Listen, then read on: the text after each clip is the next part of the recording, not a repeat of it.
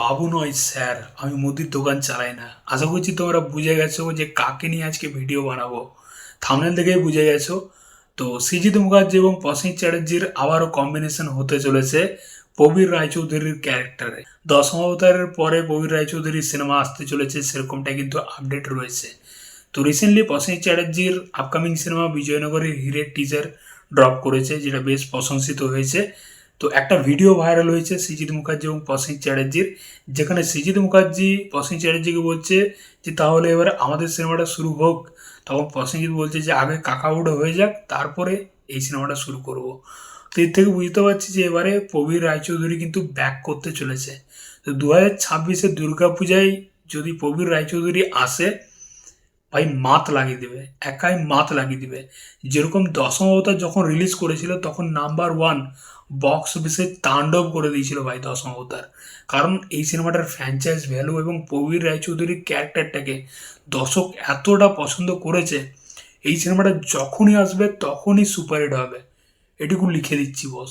এবং এই সিনেমাটা যদি দুর্গাপূজায় রিলিজ করে না প্রবীর রায়চৌধুরীর ক্যারেক্টারের কোনো ফ্র্যাঞ্চাইজ সিনেমা, তাহলে কিন্তু বাকি সিনেমাগুলো খাতরে মে হ্যাঁ ভাই, সিরিয়াসলি বলছি।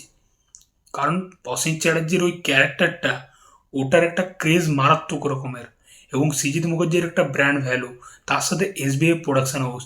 বুঝতে পারছো? মানে যদি 2026-এর দুর্গাপূজাতে প্রবীর রায়চৌধুরীর ক্যারেক্টারের সিনেমা আসে, তাহলে জাস্ট সব সিনেমা উড়ে যাবে, সিরিয়াসলি বলছি। মানে অন্তত এফেক্ট কিন্তু ফেলবে বড় সড়ো। তো যে আপডেটটা উঠে আসছে, সৃজিত মুখার্জি প্রসেনজিৎ চ্যাটার্জি আবারও কম্বিনেশন, আবারও একসাথে জুটি বাঁধতে চলেছে প্রবীর রায়চৌধুরীর ক্যারেক্টারের 4 নম্বর পার্টে। প্রথম পার্টটা ছিল 22শে শ্রাবণ, তারপরে তো ওই দ্বিতীয় পুরুষ, তারপরে দশম অবতার, এবং 4 নম্বর পার্টের সিনেমা হতে চলেছে, সেরকমটাকে আপডেট রয়েছে। দেখা যাক। দেখো, সৃজিত মুখার্জি কিন্তু প্রসেনজিৎ চ্যাটার্জি একটা কামব্যাক ডিরেক্টর বলা যায়। 2011 সালে যেরকম অটোগ্রাফ সিনেমা দিয়ে একটা নতুন প্রসেনজিৎকে বানিয়েছিল সৃজিত মুখার্জি, সত্যি এটা কিন্তু ভাই আমাদেরকে স্বীকার করতে হয় যে প্রসেনজিৎ চ্যাটার্জির একটা নতুন রূপে আমরা প্রসেনজিৎ চ্যাটার্জিকে পেয়েছিলাম সৃজিত মুখার্জির হাত ধরে। এখন প্রসেনজিৎ চ্যাটার্জি যেরকম সিনেমা করছে, যেরকম ক্যারেক্টার করছে, তার সিনেমা আসলে দেখার একটা এক্সাইটমেন্ট থাকে। এবং কোথাও গিয়ে এই প্রসেনজিৎ চ্যাটার্জিকেই তৈরি করেছে সৃজিত মুখার্জি, এই নতুন প্রসেনজিৎ চ্যাটার্জিকে। সত্যি ভাই।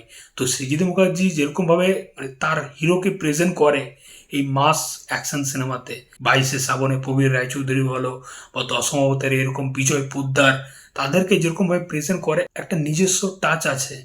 রাজ চক্রবর্তী একটা অন্যরকমভাবে প্রেজেন্ট করে, কিন্তু সৃজিত মুখার্জি তার হিরোকে একটা অন্যরকমভাবে প্রেজেন্ট করে। তো সত্যি এটা দেখার জন্য খুব এক্সাইটেড যে প্রবীর রায়চৌধুরীর ক্যারেক্টারটা এবার কেমনভাবে আসে সেটাই দেখার। মানে এই ক্যারেক্টারটার মুখে যদি খিস্তি না শুনি ভাই, মানে পোষায় না, সত্যি বলছি পোষায় না। ওই র খিস্তি মারবে আর দেখতে ভালো লাগে। দশম অবতারের ক্যারেক্টারটা কি ছিল, ওই প্রসেনজিৎ চ্যাটার্জি এবং তার সাথে অনির্বাণ, বিজয় পোদ্দার, ভাই হেভি হেভি হেভি মস্তি পেয়েছিলাম সিনেমাটা দেখে। হ্যাঁ, গল্পে অনেক কিছু ফল্ট ছিল, কিন্তু সিনেমাটা দেখে মস্তি পেয়েছিলাম। দুজনের ওই হাঁটা চলা, দুজনের ওই ইনভেস্টিগেশন, খিস্তি মারামারি, ওগুলো ভাই ফুল মস্তি দিয়েছিল ভাই, পুরো পয়সা উসুল। তো দেখা যাক এবারে প্রসেনজিৎ চ্যাটার্জির সাথে বিজয় পোদ্দার ফিরে কিনা, এবার কোন গল্প নিয়ে সৃজিত মুখার্জি ছবি করে সেটাই দেখার, মানে প্রবীর রায়চৌধুরীকে নিয়ে সেটাই দেখার। তো সত্যি এক্সাইটেড রইলাম, দেখা যাক এই আপডেটটা কবে কনফার্ম হয় সেটাই দেখার। তো এখন কিন্তু সোশ্যাল মিডিয়ায় জুড়ে এই ভিডিওটা খুব ভাইরাল হয়েছে, এবং আশা করছি খুব ভালো কিছু আসতে চলেছে 2026-এ দুর্গাপূজাতে। তোমাদের মতামত অবশ্যই জানিও এই বিষয় নিয়ে। চলো দেখা হচ্ছে পরের ভিডিওতে। চ্যানেলটা নতুন থাকলে কিন্তু অবশ্যই সাবস্ক্রাইব করে যাও বস।